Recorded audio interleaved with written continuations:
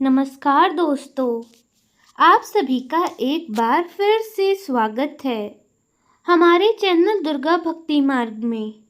आज मैं आप सभी को सुनाऊंगी अधिक माह की पूर्णिमा तिथि को सुनी जाने वाली पवित्र व्रत कथा। आप सभी को अधिक माह की विशेष इस पूर्णिमा तिथि की बहुत सारी शुभकामनाएं। पूर्णिमा तिथि भगवान विष्णु को अति प्रिय है और उनकी पूजा आराधना और उपासना करने का दिन होता है। और जब उसमें भी ऐसी पूर्णिमा तिथि पुरुषोत्तम माह के अंदर आए, यानी स्वयं भगवान विष्णु के माह में आए, तो ज़रा सोचिए इसका महत्व कितना अधिक बढ़ जाता है। हम सब जानते हैं कि अधिक माह में किया गया कोई भी आध्यात्मिक कार्य, भगवान का नाम जप, तपस्या, दान, पूजा अर्चना, यह सब 1000 गुना अधिक फल प्रदान करते हैं। अनजाने में ही पुरुषोत्तम माह का पालन करने वाले लोगों को भूतकाल में सर्वोच्च सिद्धि और श्रेष्ठ गंतव्य प्राप्त हुआ है और उनकी अनेकों कथाएं हम सुनते आ रहे हैं। पौराणिक समय की बात है। उस समय ताड़कासुर नाम का एक महाबली दैत्य हुआ करता था। उसने कठोर तपस्या करके भगवान ब्रह्मा जी को प्रसन्न किया और उनसे वरदान प्राप्त किया और ऐसा वर मांगा कि उनकी मृत्यु मात्र भगवान शिव के पुत्र के हाथों से ही हो। हालांकि उस समय भगवान शिव का कोई पुत्र नहीं था और इसीलिए ताड़कासुर अत्यंत निर्भय होकर तीनों लोकों में विचरण करने लगा था, अत्याचार करने लगा था। अब इन सब के सब कारण देवताओं ने ब्रह्मा जी और शिव से प्रार्थना की और उनकी प्रार्थना को सुनकर भगवान शिव और माता पार्वती के पुत्र कार्तिकेय जी का जन्म हुआ। देवताओं के सेनापति कार्तिकेय ने उस ताड़कासुर का वध कर दिया। अब इस ताड़कासुर के 3 पुत्र थे, तारकाक्ष, कमलाक्ष और विधुनमाली। अपने पिता की मृत्यु के बाद ये तीनों भाई अत्यंत दुखी हो गए थे। उन्होंने प्रतिशोध लेने का निर्णय किया और फिर आरंभ की कठोर तपस्या। मेरु पर्वत में जाकर उन्होंने घोर तपस्या की। हजारों वर्षों तक इसी प्रकार निरंतर तप करते रहे। आखिरकार उनकी तपस्या से प्रसन्न होकर ब्रह्मा जी ने उनके समक्ष प्रकट होकर उन्हें वरदान मांगने को कहा। उस समय तीनों भाइयों ने एक ही स्वर में कहा, हे प्रभु, हम अमर होना चाहते हैं। यह सुनकर ब्रह्मा जी मुस्कुराए और बोले, पुत्रों, यह असंभव है। जो जन्मा है उसकी मृत्यु निश्चित है, इसीलिए कुछ और वर मांग लो। तब ताराक्ष ने कहा, हे भगवान, अगर मृत्यु अवश्य भावी है तो हमारी मृत्यु केवल एक बाण से हो, और वह भी जब तक हम तीनों नगर के एक सीध में आ जाए। इसके साथ साथ आप ऐसा भी वरदान दीजिए कि हम तीनों को अवैध नगर प्राप्त हो, उसका निर्माण करवाया जाए। अब उनकी ऐसी चतुर चाल सुनकर ब्रह्मा जी समझ गए कि वे लगभग अमर होना ही चाहते हैं, क्योंकि 3 नगरों का एक सीध में आना असंभव घटना थी। लेकिन ब्रह्मा जी जानते थे कि परम भगवान के लिए कोई भी वस्तु असंभव नहीं होती। इसीलिए ब्रह्मा जी ने उनकी बात मानी और उन्हें वरदान दिया। इसके साथ ही उन्होंने कहा कि मायासुर आपके लिए तीनों नगरों का निर्माण करेगा। हजारों वर्षों बाद ये तीनों नगर एक सिद्ध में आएंगे और तब इनका विनाश होगा भगवान शिव के हाथों। अब महान शिल्पकार मायासुर ने 3 अद्भुत नगरों का निर्माण किया। सबसे ऊपर स्वर्ण से बना हुआ नगर था, जो कि आकाश में था और उसका स्वामी तारकाक्ष था। मध्य में चांदी का नगर था, जो कि अंतरिक्ष में था और वह कमलाक्ष का था। सबसे नीचे लोहे का नगर था, जो पृथ्वी पर था और उसका स्वामी विधुनमाली था। ये तीनों नगर अत्यंत गतिशील रहते थे और कभी भी एक स्थान पर रुकते नहीं थे।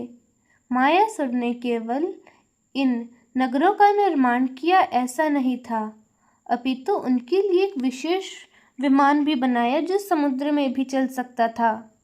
इन नगरों में अनगिनत दैत्य, राक्षस और असुर अब रहने लगे थे। वे सभी अपने आप को अजय मानने लगे थे और वरदान पाकर तीनों भाई अत्यंत शक्तिशाली हो गए थे। वे तीनों लोकों में अत्याचार मचाने लगे, देवताओं को त्रास पहुंचाते रहे, ऋषि मुनियों की तपस्या भंग करते रहे, यज्ञों में बाधा डालते रहे और ये सारे कार्य उनके लिए प्रिय थे। वे स्वर्गलोक पर आक्रमण करते और यह देखकर इंद्र और अन्य देवतागण उनसे भयभीत रहने लगे। ताड़कासुर के तीनों पुत्रों ने वैदिक धर्म का नाश करना शुरू किया। वे ब्राह्मणों को सताते, गायों का वध करते और धर्म के मार्ग में बाधा डालते रहते। इस प्रकार पृथ्वी पर अधर्म का राज बढ़ता गया। प्रजा त्राहि त्राहि करने लगी। अब ऐसी स्थिति भी गंभीरता को देखकर सभी देवता ब्रह्मलोक में ब्रह्मा जी के पास गए। देवराज इंद्र ने कहा, हे प्रभु, इन त्रिपुरासुरों के कारण तीनों लोकों में हाहाकार मच गया। आपके दिए हुए वरदान के कारण ये सब अब अजय बन चुके हैं। कृपा कोई उपाय करें। तब ब्रह्मा जी ने गंभीर वाणी में कहा, हे देवराज, मैंने जो वरदान दिया है वह असत्य नहीं हो सकता, लेकिन 1000 वर्ष पूरे होने के बाद एक दिन ऐसा आएगा जब तीनों नगर एक सीध में आएंगे। उस समय अगर कोई एक ही बाण से उन्हें भेद दे तो उनका नाश हो जाएगा, लेकिन यह कार्य अत्यंत कठिन है और सिर्फ महादेव ही इसे कर सकते हैं। सभी देवता महादेव के पास गए। उन्होंने विनती की कि हे प्रभु, हे त्रिलोकीनाथ, आप ही समस्या का समाधान कर सकते हैं। त्रिपुरासुरों के अत्याचार से तीनों लोक व्याकुल हैं। भगवान शिव ने देवताओं की पुकार सुनी, लेकिन उन्होंने कहा, यह कार्य अकेले मेरे वश का नहीं, इसीलिए मुझे आप सभी देवतागणों का सहयोग चाहिए। तब सभी देवताओं ने मिलकर एक अद्भुत योजना बनाई। पृथ्वी को रथ बनाया गया, सुमेरु पर्वत को उसका धुरा बनाया गया, सूर्य और चंद्रमा पहिए बने, चारों वेदों को घोड़ा बनाया गया और ब्रह्मा जी को सारथी बनाया। भगवान विष्णु का बाण बनाया गया और शेषनाग को धनुष की प्रत्यंचा बनाया गया। और फिर आया पूर्णिमा का दिन, जब तीनों नगर एक सीध में आने वाले थे। भगवान शिव ने अपना भयानक रौद्र स्वरूप धारण किया। उनके 3 नेत्र क्रोध से जल रहे थे। उन्होंने रुद्र रूप धारण किया और दिव्य रथ पर सवार होकर त्रिपुरासुरों की ओर प्रस्थान किया। सभी देवता, ऋषि मुनि और गंधर्व इस महायुद्ध को देखने के लिए आकाश में एकत्र हुए। त्रिपुरासुर भी अपनी पूर्ण शक्ति के साथ युद्ध के लिए तैयार खड़े थे। पूरा विश्वास था कि उनके नगर को कभी भी एक साथ एक सीध में कोई नहीं कर सकता। ठीक सूर्यास्त का समय आया जब पूर्णिमा की रात्रि आरंभ होने वाली थी और उस समय एक अद्भुत घटना घटित हुई। तीनों नगर एक अनोखे संयोग से एक सीधी रेखा में आए और यह ब्रह्मा जी के वरदान के अनुसार नियत समय था। भगवान शिव ने अपने दिव्य धनुष पर भगवान विष्णु के बाण को चढ़ा दिया। उनके तीसरे नेत्र से अग्नि निकली और फिर उन्होंने बाण छोड़ा। वह बाण अग्नि के समान तेज था और तीनों नगरों को भेदता हुआ बाहर निकलता गया।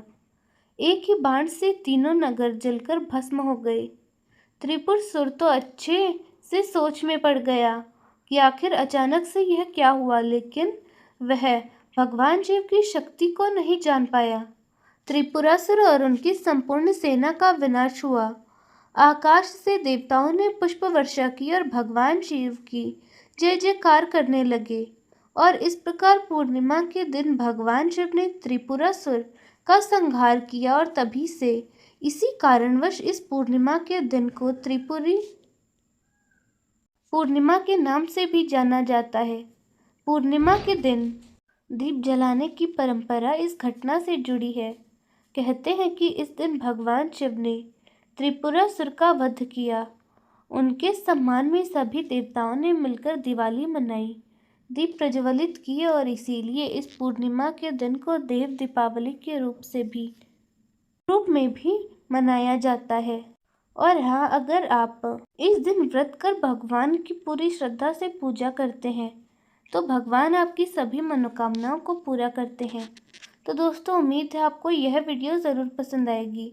अगर आपको यह वीडियो अच्छी लगी तो वीडियो को लाइक करें, शेयर करें और हमारे चैनल दुर्गा भक्ति मार्ग को ज़रूर सब्सक्राइब करें। धन्यवाद।